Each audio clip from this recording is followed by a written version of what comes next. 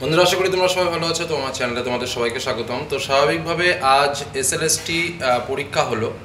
তো জিওগ্রাফির প্রশ্ন উত্তর আমি তোমাদের জন্য শেয়ার করেছিলাম। একটা উত্তর একটু মিস্টেকলি একটু চেঞ্জ হয়েছে, ওটা আমি আনফর্চুনেটলি নীলগিরি হবে সেটা দাগাতে গিয়ে অন্য একটা দিয়ে ফেলেছি। তো যাই হোক, বাদবাকি সমস্ত উত্তরগুলোই ঠিকঠাকই আছে।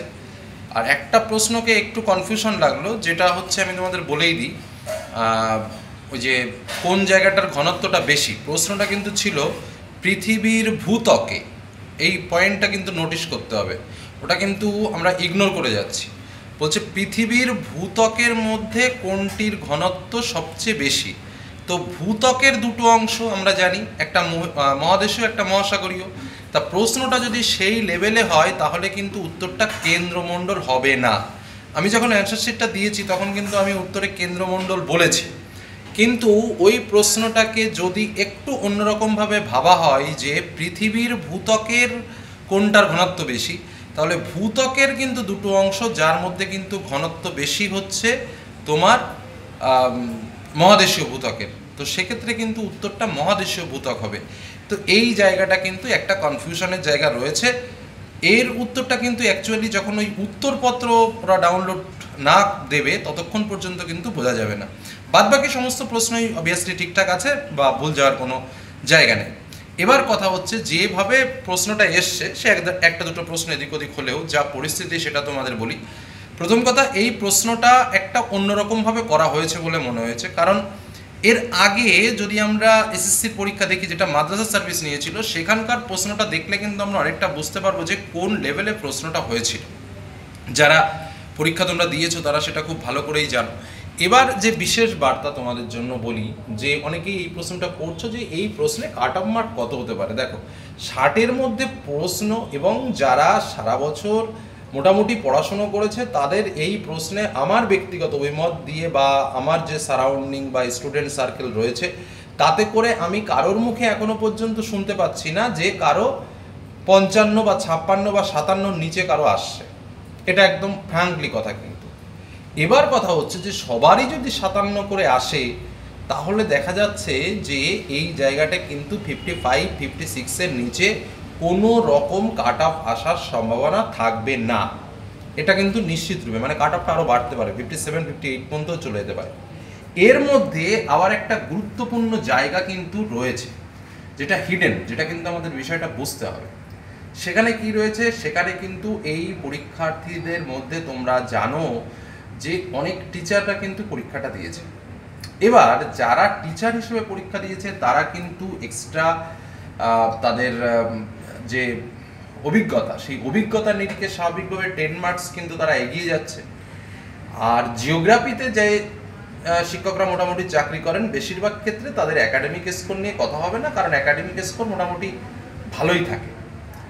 আর আরেকটা যেটা কথা, তারা যদি কম করে এই যে পরীক্ষা হয়েছে, তারা যদি 35 বা 40 মার্কও ক্যারি করতে পারে, কথাটা বুঝতে হবে কিন্তু, তারা যদি 35 থেকে 40 মার্ক যদি ক্যারি করতে পারে, তাহলে কিন্তু তাদের চাকরি আটকানোর মতো জায়গা থাকবে না। কারণ একদিকে যেমন তোমার এক্সপেরিয়েন্সের জন্য একটা নম্বর থাকছে, তাছাড়াও একটা তোমার ওই টিচিং যে যে প্যাটার্ন বা যে সেখানেও কিন্তু একটা হিডেন নম্বর রয়েছে, যেখানে 10 মার্কস।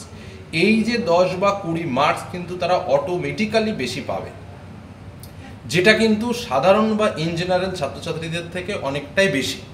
তো এই জায়গা দাঁড়িয়ে কিন্তু একটা বিষয় পরিষ্কার, যে পরীক্ষাটা যেভাবে হয়েছে বা যেভাবে প্রশ্ন এসেছে, এটা শুধুমাত্র যে আমার জিওগ্রাফির জন্য প্রযোজ্য সেটা কিন্তু নয়। ওভারঅল যদি আমি অন্যান্য সাবজেক্টগুলোতেও দেখি, যে হিস্ট্রির সঙ্গে আমার কথা হয়েছে, ইংরেজির সঙ্গে আমার কথা হয়েছে, ম্যাথসের সঙ্গে কথা হয়েছে, পল সায়েন্স সাবজেক্টের সঙ্গে কথা হয়েছে, তো এরকম আরও দু একটা সাবজেক্টের সঙ্গে আমার একটু কথা হয়েছে, যাদের সঙ্গে খুব পরিচয় আছে বা আমার যোগাযোগ রয়েছে। তাদের মধ্যে টিচাররাও রয়েছে, আবার ফ্রেশার ক্যান্ডিডেটরাও রয়েছে।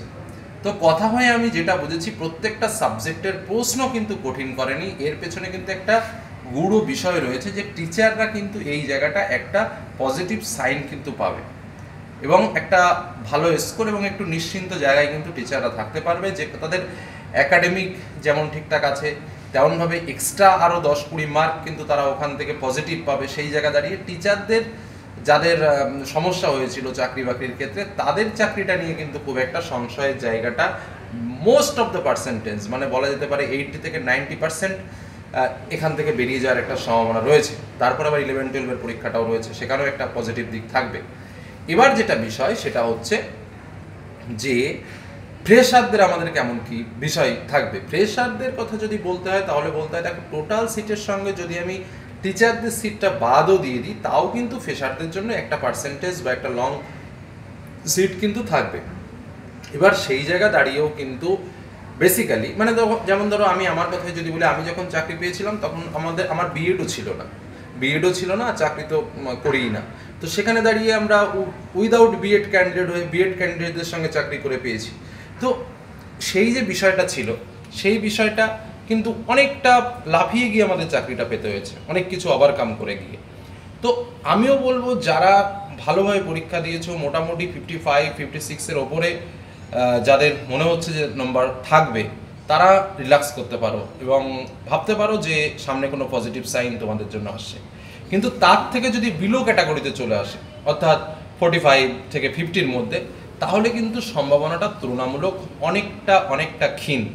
কারণ যে লেভেলের প্রশ্ন এসছে এতে কিন্তু সাবজেক্টিভ স্কোরিং মার্কস কিন্তু যথেষ্ট থাকবে এবং ছেলেমেয়েরা ভালো পরীক্ষা দিয়েছে, গড় নম্বরও ভালো উঠবে।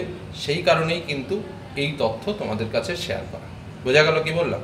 তবে ব্যক্তিগতভাবে বা চারিদিকের যে পরিস্থিতি তার উপরে বিচার করে এটুকু বললাম যে 55-56-এর নিচে জেনারেল ক্যান্ডিডেট যারা রয়েছে, মানে জেনারেল ক্যান্ডিডেট বলতে মানে যারা টিচার নও, তাদের ক্ষেত্রে কিন্তু অসম্ভব। আর যারা টিচার আছো তারা যদি 35 থেকে 40-এর মধ্যে স্কোর করতে পারে তাহলে একদম নিশ্চিত থাকতে পারেন তারা। এটুকু বলে আলোচনা শেষ করলাম। Best of luck. সামনের একটা পরীক্ষা হচ্ছে, অবশ্যই ভালো করে পরীক্ষা দাও। ধন্যবাদ।